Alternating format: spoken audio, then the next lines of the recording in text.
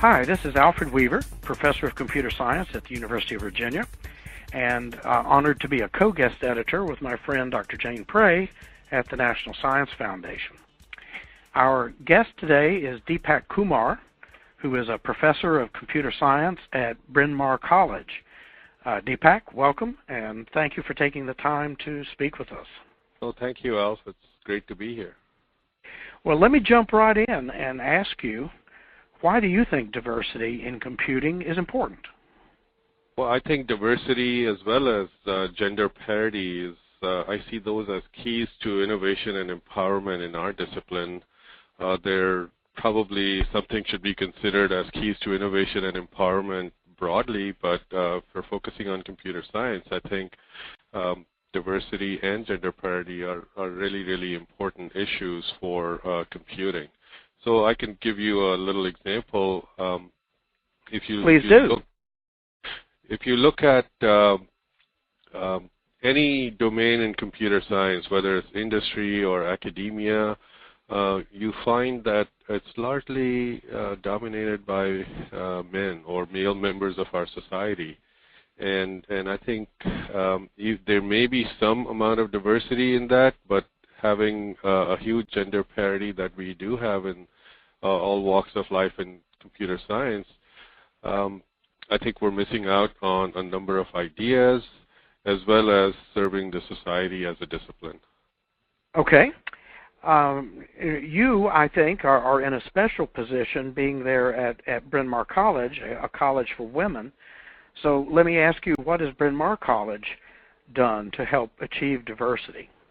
So, I mean, Bryn Mawr College is a women's college, and yet within, if you take a group of college-age women, the same diversity issues that apply broadly apply there as well. But especially being at Bryn Mawr College has given me the opportunity to look at how to create a new curriculum for computer science in a fresh, different way. So, for instance, one of the hallmarks of Bryn Mawr College is to serve women who have an intense intellectual commitment and a strong vision for their lives. And they also want to make a meaningful change in society. And so if you start from that angle and think about how you can design a curriculum in computer science that serves the needs of students that bring that perspective, I think the field of computer science looks very different. And so one of the things we have done is to really take that perspective at heart and focus on some of the new developments that have been happening in computing,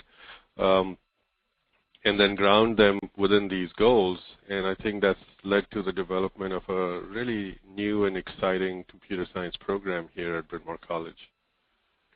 Can you give me an example of something that you've done in your curriculum to help you attract majors to computer science? You know, when it comes to attracting majors or students into computer science, one of the things that we did is, first of all, make it attractive for all students at the college, not just those who want to major in computer science. Computing being so ubiquitous in today's world, students themselves are realizing that this is something they should study to advance their own disciplines. So one of the things that we have done at Bryn Mawr College is to open computing to all students at the college. And the way we have done that is to change the way we teach our introductory curriculum. We've sort of taken to heart the idea of creative computing, that computing is not just for engineers, but you can also have humanists and social scientists who could benefit from it. And so to change the focus of our introductory courses so that they become appealing to a broader class of students, in fact, all across the college, I think that has helped a lot. Our introductory courses these days are taken by 10% of our undergraduate population every year. The other thing that we have done is we've created a minor in computational methods, which essentially any student in any major, regardless of their discipline, can take. And the focus in that minor is really to give these students an in-depth knowledge of computing so that they can bring it back to their own discipline and apply it.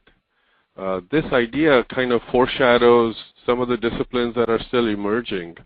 For instance, digital humanities or something like data science, or how computing is actually impacting archaeology or history. So rather than taking the view that, we should create a computational archaeology course or a computational linguistics or computational digital humanities program, we've just created a computational methods program, and that allows faculty in other disciplines who do computational modeling for their research to send their students to our program and get the knowledge and the depth they need to bring back to their own disciplines. That sounds very exciting. I can see why that would be very popular. Let me ask you, from your own personal perspective, was there anything in your background that encouraged you to promote diversity?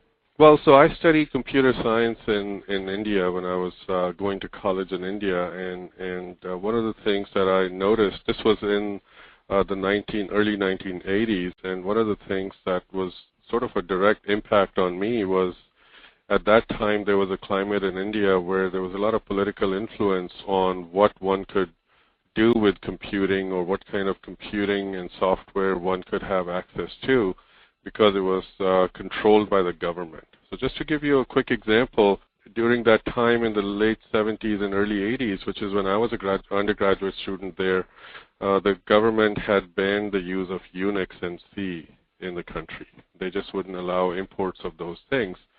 And that kind of struck a deep chord in me and my own upbringing as a computer scientist, because even though I didn't have direct access to these systems, I was reading about them, I was learning about them, and I was so happy to finally go to grad school and have these kinds of systems available to me. And so to me, access to computing should be open to everybody on the planet, whether they're male, female, or any race, gender, ethnicity, or color, or any country. And I think if I had to point to one thing, I think that's what drives me to make sure that students, no matter who they are, where they come from, have access to the kind of computing that we have created in the world today. All right. Let me ask you one more question, and ask you to look into your crystal ball a little bit. If we think more broadly than our college students, if we think about the larger information technology workforce, what's your estimate of where we would be with regards to diversity a decade from now? Are we going to make big progress? Well, I certainly hope so, and I think there are a few cautions here as well. We, as a discipline, have become aware of the lack of diversity in our discipline, especially on the gender side, about 15, 20 years ago. And since then, as a discipline, we have made lots of attempts at addressing that issue. And I'm sad to report that we haven't quite made good progress on that. So the thing that worries me going 10 years forward is that if we continue on the same path, I'm afraid we're gonna be in the same situation.